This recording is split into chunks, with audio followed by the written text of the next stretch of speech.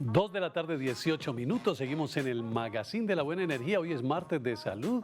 Ya llega la doctora Diana Carolina Murcia, neuróloga. Vamos a seguir hablando de problemas neurológicos. Doctora Diana Carolina, buena energía para ti. ¿Cómo estás? Buena energía, doctora. Doc, bienvenida. Bienvenida. Muchas gracias por la invitación. Digamos, doctora, que cuáles serían esos síntomas de alerta que nos indicarían que estamos en presencia o que estamos padeciendo un problema neurológico. Bueno, hay unos signos que son de alarma y es muy importante identificarlos. Puede ser un dolor de cabeza de inicio súbito y máxima intensidad, un dolor que jamás había sentido. Otra forma de identificar que algo está sucediendo es la pérdida de conciencia o la primera convulsión. Nunca habías convulsionado y de la nada empieza la persona a convulsionar. ¿Pérdida de conciencia es cuando uno se desmaya? Sí, cuando de pronto estás haciendo algo y de repente te desconectas y caes, ¿sí? Entonces, pues eso es un signo de alarma.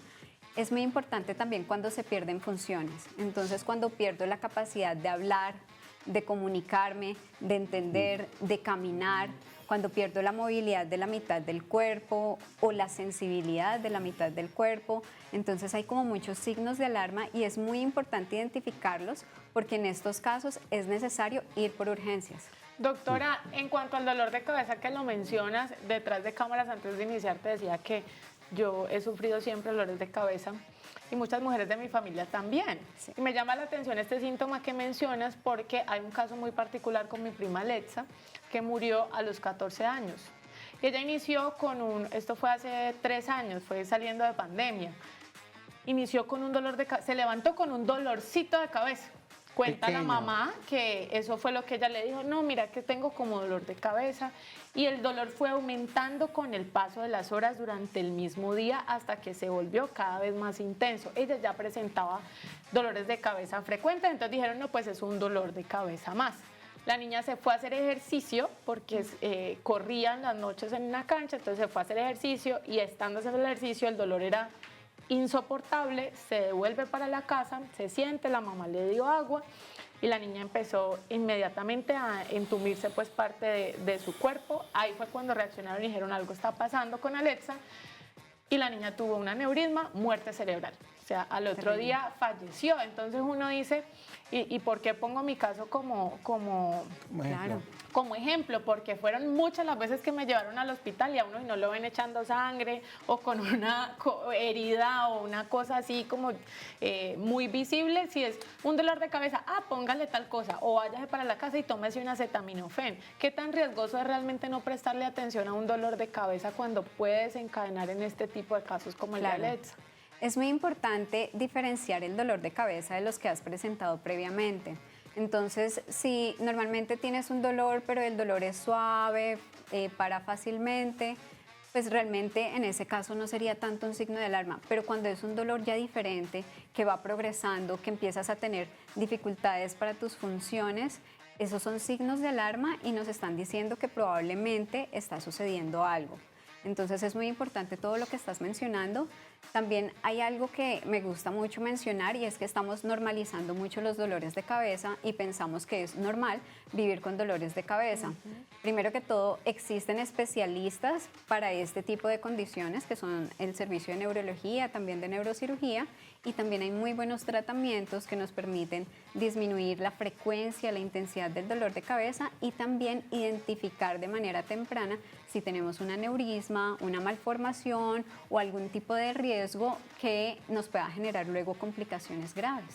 Doctora, ahorita hablábamos con la neurocirujana de unas enfermedades base que están asociadas a los problemas o las afectaciones al cerebro, y entonces hablábamos de la presión alta, pero hay pero muchas veces en las que hemos encontrado casos como él. Este es muy común. Él estaba jugando un partido de fútbol, llegó a la casa, se bañó acalorado y le dio un derrame cerebral. O le dio una trombosis. Y entonces uno dice, bueno, pero si este es joven, no tenía la presión. Este tipo de casos que pueden resultar aislados o muchas veces más comunes de lo que pensamos, porque ocurren. Ese de el famosísimo bañarse acalorado. ¿Esto qué tanto afecta al cerebro y por qué tanta gente ha aducido que le dan derrames cerebrales o trombosis porque esto pasa? Bueno, se puede decir que los accidentes cerebrovasculares pueden suceder por muchas situaciones, entonces tendría que mencionar muchos factores de riesgo. Algo común a veces en las personas jóvenes es, por ejemplo, las arritmias cardíacas o también problemas, puede ser de malformación en alguna arteria, en alguna vena del cerebro. Claro, cuando hay un cambio de temperatura pueden haber algunos cambios también a nivel de la circulación, entonces puede que existan algunas alteraciones, no es lo más común y siempre que en una persona joven se presentan estas alteraciones hay que identificar qué hay detrás de esto, hacer estudios del corazón, hacer estudios de la sangre para saber qué es lo que está generando este tipo de alteraciones. Esto que dices es muy interesante y nos lleva a preguntas que llegan de nuestros televidentes, que por supuesto nos encanta leerlos y darles respuesta desde las voces, los conocimientos y experiencias de nuestros expertos. Sin embargo, por supuesto, para dar un diagnóstico o una respuesta acertada, pues hay que hacer un proceso, ¿no?, de historia clínica, de exámenes y demás. Por ejemplo, nos escribe aquí Carmen Milena, Doc. Carmen Milena Barona nos dice, quiero preguntarle a la doctora por qué mantengo con tanto dolor de cabeza. Pues difícilmente de pronto, no sé la doc qué dice, podemos identificar si no conocemos más detalles del caso. Pero esto nos lleva nuevamente a lo que decías ahora, que hemos naturalizado el mantener con dolor de cabeza. Esto tiene que ver algo con también el ritmo de vida, con las actividades diarias. Ya sabemos que puede estar conectado con algunas patologías, como lo mencionabas, como Vico lo acaba de destacar, pero también hay otros factores que tengan que ver en el mantener con el dolorcito de cabeza. Sí, entonces hay diferentes tipos de dolor de cabeza. Los más frecuentes son la cefalea tensional, que es el dolor de cabeza que uno siente como una tensión que empieza por toda esta región y que se puede pasar al resto de la cabeza. La segunda más frecuente... Perdón, Doc, que ese casi siempre dicen es por estrés o por sí, carga, que estás ¿cierto? muy tensionado, eso puede suceder. La segunda es la migraña. Y la migraña es un dolor recurrente que es más pulsátil, que molesta más la mitad de la cabeza, que da náuseas, mareo, vómito. Y ese es una enfermedad genética donde tú tienes una predisposición para los dolores de cabeza. Yo lo digo como si el cerebro fuera más sensible que el del resto de las personas. Y entonces ahí sucede lo que estábamos comentando, que no comió a la hora que era, dolor de cabeza, no se hidrató bien, dolor de cabeza. Entonces hay muchas cosas que de pronto uno podría mejorar, como la hidratación, la alimentación por horas, descansar adecuadamente y todo eso te puede ayudar. Lo que hablábamos del estrés, de la carga laboral, también hay que aprender a manejarla y de esa manera también ayudamos a disminuir la frecuencia y la intensidad de los dolores de cabeza. Reiteramos que las respuestas de nuestros especialistas no sustituyen la visita al especialista o al médico, entonces hay que hacerlo y además por prevención, ¿no, doctora? Así es. Aquí les damos una luz. Y una luz muy general, porque empezar con casos específicos, pues primero tardaría y segundo tendría un proceso de investigación diferente, con exámenes para determinar el diagnóstico y estas otras cosas. Doctora, hay un tema de debate muy grande en Colombia y en el mundo entero y es el abuso de las sustancias psicoactivas, puntualmente de algunas que abiertamente, aunque este es horario familiar, pues nombramos como la marihuana y las drogas químicas o las sustancias químicas como tal. Y entonces a mí me encanta este pedacito porque este es el pedacito en el que hay familias en las que están atravesando este tipo de problemas y llaman al implicado y dicen, venga, escuche que van a decir algo que le va a interesar. Hablemos de esto que es muy importante y el que tanto afecta la marihuana y estas otras sustancias al cerebro. Esto es verdad, esto no es verdad, por ser natural antes es mejor. Esto, ¿qué pasa cuando una sustancia de estas llega a nuestro cuerpo directamente con el cerebro? No pasa nada, sí pasa mucho. Sí, entonces estas son sustancias tóxicas para el cerebro que nos van a generar una cantidad de circunstancias y de complicaciones. Es muy importante tener en cuenta que, por ejemplo, ahora se habla mucho de la marihuana medicinal o como el cannabis. Son pocas las moléculas que realmente nos sirven, entonces es algo para tener muy en cuenta y tener mucho cuidado. Yo creo que realmente todas estas sustancias recreativas no son buenas, pueden generar muchas complicaciones y lo que veo mucho en la consulta es que esta es la puerta de entrada de una cantidad de enfermedades mentales, trastornos de ansiedad, de esquizofrenia. Entonces hay que tener mucho cuidado con todo lo que es el abuso de estas sustancias. Y cuando hablo de las sustancias psicoactivas estamos hablando de una gran cantidad. Ahora hay retiros y hay consumo de hongos, hay muchas cosas que hay que tener mucho cuidado. Esto es algo que realmente ahora se está haciendo como muy recreacional, se está volviendo como muy frecuente. Hay que tener mucho cuidado porque estamos viendo muchas complicaciones. Incluso muy de moda, ¿no? Como que, No. ay, lo hicieron o hagamos un parchecito para ir a tal cosa y consumimos ciertos que nos se generan unas regresiones o unas cosas y se vuelve una tendencia porque lo he visto mucho en redes y finalmente la gente ni siquiera sabe qué está consumiendo ahí, qué daño le Afectados. va a pasar. Y sabes qué es lo que más me preocupa a mí dentro de todo, que son generaciones que toman el descaro de comparar. Entonces, la marihuana es más natural que un cigarrillo, pero y entonces los efectos Claro. y cómo estamos funcionando por dentro, eso solamente lo entienden quienes estudiaron, por eso están aquí. Doctora, preguntas rápidas para respuestas rápidas. Hoy sí que hemos tenido una cantidad, mis compañeros me pueden ir ayudando a buscar ahí en el chat, pero hemos tenido una cantidad impresionante de personas, pero arrancamos entonces. Por aquí dicen 2 preguntas, doctora. Cuando hay deficiencia vascular periférica, ¿esto influye de manera negativa en el cerebro? Sí, la doctora explicaba previamente que el cerebro está totalmente conectado con el resto del aparato circulatorio, entonces todo lo que sea un problema del corazón o de las venas, las arterias periféricas, sí nos puede afectar el cerebro. Rápidamente, doctora. Andrea pregunta qué influencia tiene el peso del cuerpo en las enfermedades del cerebro. Tiene mucho que ver. Primero, es un factor de riesgo cardiocerebrovascular, así que estábamos hablando de cómo puedo evitar accidentes cerebrovasculares. Una buena manera es bajando de peso, tener un peso adecuado.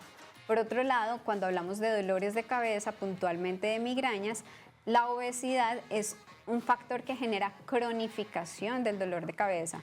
Tenemos que considerar que la obesidad realmente es una enfermedad, es una situación que tenemos que manejar. Doctora, por aquí nos dice una televidente a través de Instagram: mi hijo en las noches cuando duerme de vez en cuando le tiembla la parte de la cara derecha y un pie. Me preocupa, no sé qué es. Él chupa mucho dedo, pero lo anterior mencionado me preocupa. ¿Qué puede pasar en el niño? Bueno, yo recomendaría un estudio. El mejor estudio sería un polisomnograma o un electroencefalograma. Son estudios que nos permiten verificar qué está sucediendo por la noche para poder darle la tranquilidad a la persona de que eso pues, no esté relacionado con algún problema grave.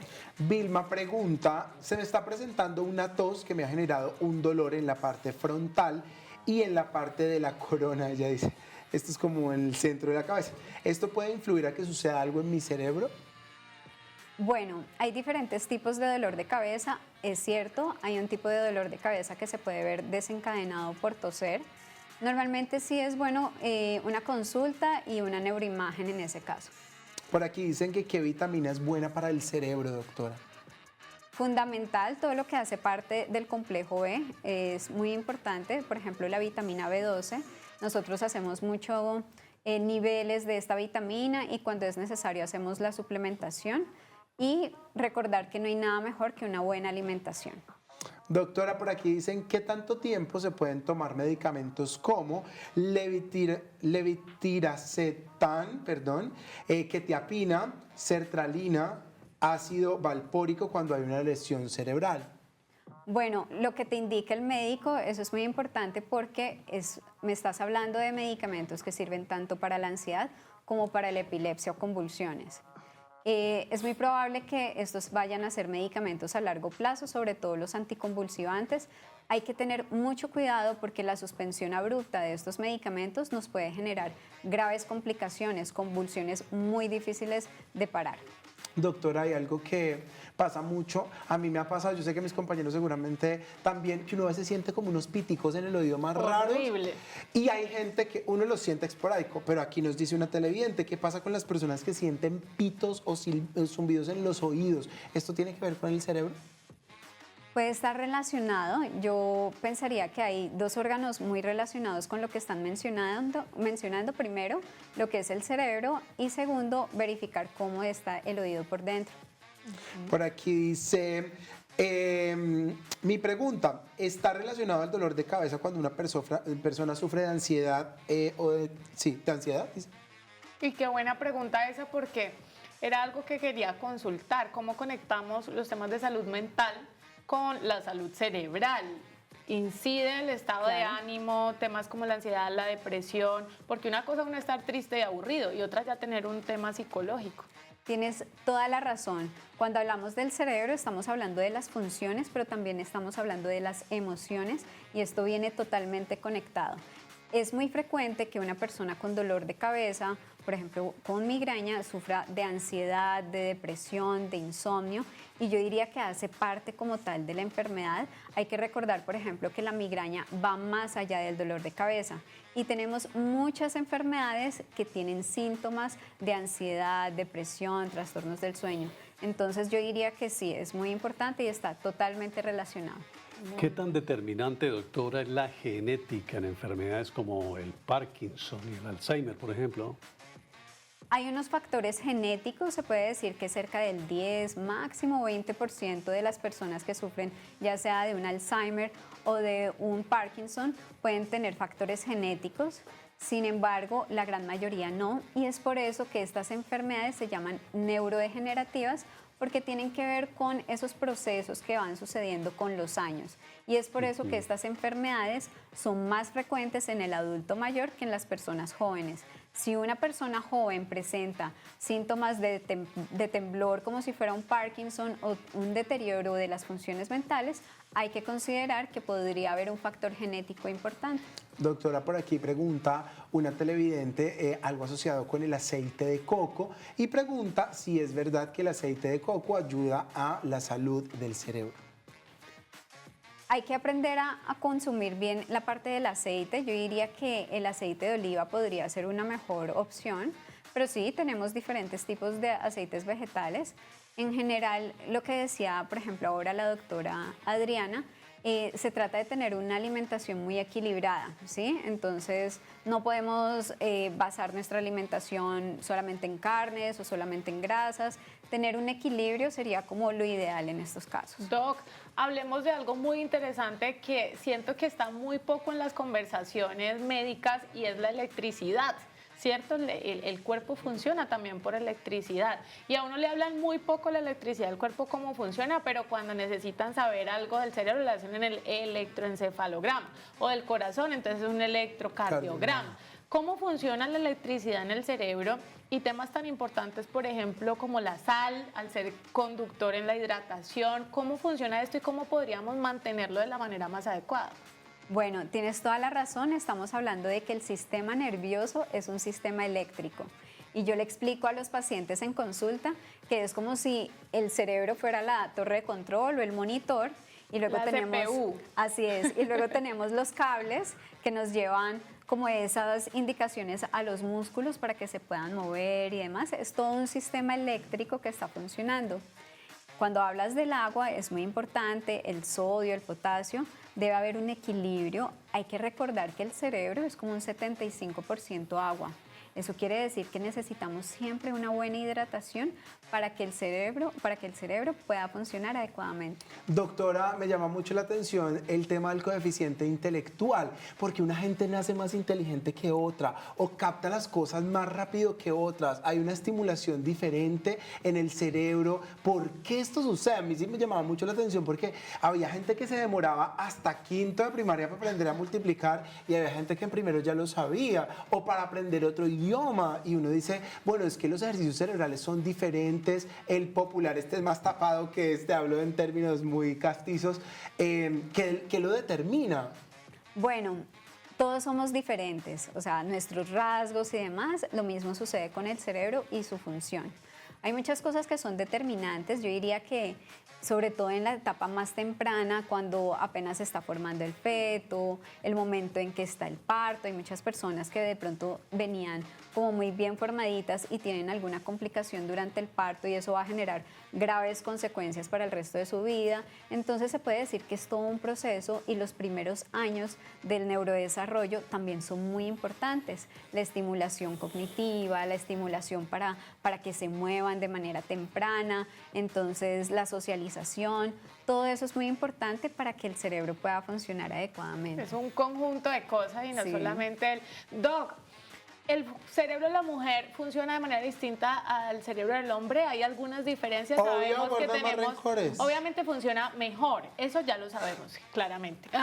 Mentiras. Pero funciona distinto. ¿Y por qué lo digo? Porque muchas veces se generaliza como, ay, eso es lo mismo, usted no le va a doler más que a mí por esto o por lo otro, pero obviamente las mujeres tenemos hormonas distintas a los de los hombres. ¿Cómo funciona esa parte? Dicen que las mujeres somos maduramos más rápido, por ejemplo. Son más racionales. Que somos más racionales. ¿Eso realmente tiene algo que ver con el funcionamiento cerebral o cómo funciona? Sí, realmente hay unos cambios bien importantes. El cerebro de la mujer es diferente al cerebro del hombre, cada uno con sus particularidades que lo hacen como muy importante para su funcionalidad. Yo diría que tienes toda la razón en cuanto a la parte hormonal. La parte hormonal tiene que ver mucho con la función del cerebro. De hecho, la parte hormonal también tiene que ver con enfermedades. Entonces, estábamos hablando de migrañas, que pueden ser más frecuentes en las mujeres que en los hombres y que puede tener una relación con esos cambios hormonales que tenemos. Entonces, digamos que el cerebro no está solo, él tiene relación con el resto del cuerpo y esa parte hormonal es bien diferente en cada uno de los géneros y claro, va a generar una cantidad de circunstancias diferentes y una predisposición a diferentes personalidades y también a diferentes enfermedades. Finalmente, doctora, ¿cómo podríamos reducir el riesgo de una ACV en la vida diaria? Bueno, alimentación, es muy importante evitar ultraprocesados, evitar el azúcar, es muy importante el consumo de frutas, verduras. Por otro lado, estábamos hablando de la hidratación. Muchas veces dejamos algo tan básico como la hidratación a un lado y podemos estar pecando un poco en ese aspecto. También es importante la parte del sueño, descansar adecuadamente. Recomiendo también el ejercicio. El ejercicio físico nos ayuda a mejorar todo lo que es la circulación al cerebro para que todas las neuronas reciban el oxígeno, los nutrientes que requieren para funcionar y todo lo que es la parte cognitiva de fortalecer el cerebro. Si queremos evitar un evento cerebrovascular, es muy importante identificar y tratar de manera temprana las enfermedades como hipertensión, diabetes, colesterol, obesidad, el sedentarismo y otras que son menos frecuentes como problemas del corazón, de la sangre, que también nos pueden generar riesgo de eventos cerebrovasculares. Perfecto, Bien, doctora. Pues le queremos agradecer por habernos estado acompañando el día de hoy. No queremos dejar esta rapidita, súper rapidita, en serio, doctora, de gente que nos ha escrito de último momento. Por ejemplo, Mary nos escribe que qué tan bueno es que una persona con lesión cerebral estudie. Es muy bueno y la idea es que todos estemos estudiando, que todos estemos activando el cerebro. Me gusta mucho cuando quieren aprender nuevos idiomas, cuando quieren aprender cosas diferentes, hacer cursos. Todo eso funciona y todo eso es necesario independiente de si tienes o no tienes una lesión cerebral. Pregunta por aquí otra televidente, Nazli. Buenas tardes. Estar en un sitio donde hace mucho ruido afecta al cerebro. Esta gente que trabaja en las discotecas, en el ambiente nocturno, que todo el tiempo tiene algo allí en sus oídos. Más que el cerebro va a afectar directamente el oído interno y todo lo que es la parte del oído, pero si la persona, por ejemplo, presenta una migraña o unos dolores de cabeza, es muy probable que esto le vaya a aumentar los dolores de cabeza o que le vaya a afectar también el sueño. Bueno, doctora, pues muchísimas gracias por esta consulta tan completa, por habernos acompañado el día de hoy. Buena energía por aquí. Buena energía, Doc, muchas gracias. Buena energía, doctora, muchas gracias. Muchas gracias.